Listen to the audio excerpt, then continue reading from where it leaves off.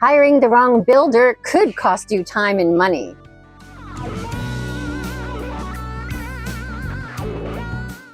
Hiring the wrong builder could cost you time and money. We know that. So what did we do? First thing we did was we reached out to our local RIA, the Real Estate Investor Association. We reached out to the one in Portland, Oregon called PDX REI, run by John Robinson, who's also a Sub-2 student. He gives great education classes there once a month. John brought in a great speaker named Derek Sherrill. His handle is That ADU Guy. He gave a wonderful presentation of how he builds ADUs and I think $50,000, $30,000. He's just really, really talented. So I thought, okay, I'll reach out to him. I'll DM him and see if he'll come and build an ADU for me. So that's what I did. And this is what he said. Well, I don't really do it for other people. I do it for my own business. You should probably reach out to a builder in your area.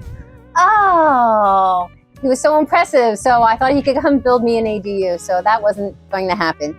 So then I reached out to my realtor who sold me the house here in Vancouver, and she gave us a referral of a local builder here that does ADUs. Unfortunately, I never heard back from them in time, so we never ended up using them. So I reached back out to PDX REI into the Facebook group, and I just shouted out, who knows a good ADU builder? And I did get a referral from a friend, Dustin McGurk, who is a fellow wholesaler here in the Portland metro area. And he said he was using this builder on a project he was working on, and he was really pleased with them. So there you go. Now we found a builder and we got a referral. So these folks show up, 3 gentlemen, on time and very prepared and very professional, and gave us a great presentation. And we ended up, as you know from the last video, with a garage conversion. So one of the reasons, probably one of the many reasons that we hired them was we know we're not going to be able to do this ourselves. And a couple of things that were scary was, number one, dealing with permits. Permitting is a tricky thing to do anywhere, and it's very time consuming. And also it takes a long time. So we wanted to make sure somebody was able to handle that. The other thing was an architect. They were going to be able to bring in the architect and guide us through that whole process. And the most important thing is that they were going to take care of the scheduling and hiring and getting estimates from the subcontractors. Now, a lot of these subcontractors they've been using over and over again on their projects. So it's easy for them. They don't have to vet them. They already know how they work. So when it comes down to it, the builder is going to take care of everything, and they're going to walk us through it all. They said that once we get everything finalized and we get all the finishes picked out and everything ordered and in the warehouse, it would take about 6 weeks to complete the project from start to finish. Another great thing they have is project management software. So for someone who likes to be in charge, you're able to go in there into the software and you can see your project. You can see the finishes that you ordered.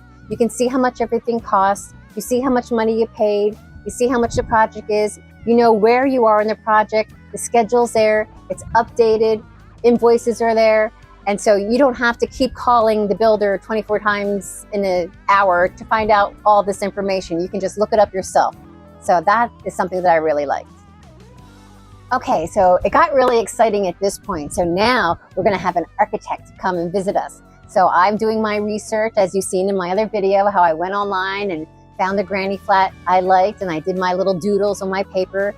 He came out, the architect, we walked through it. He made any corrections that we needed to make, and he's brought my idea to life.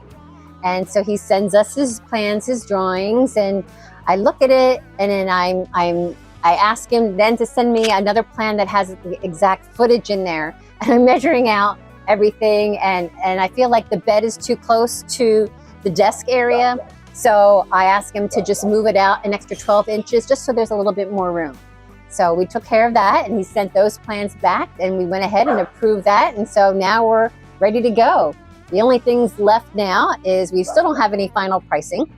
And Rob and we're going to go shopping. So we're going to get some samples. So that's the next fun thing that we get to do, is look for tiles, look for flooring, decor, color schemes, statement pieces. So this is where the fun begins.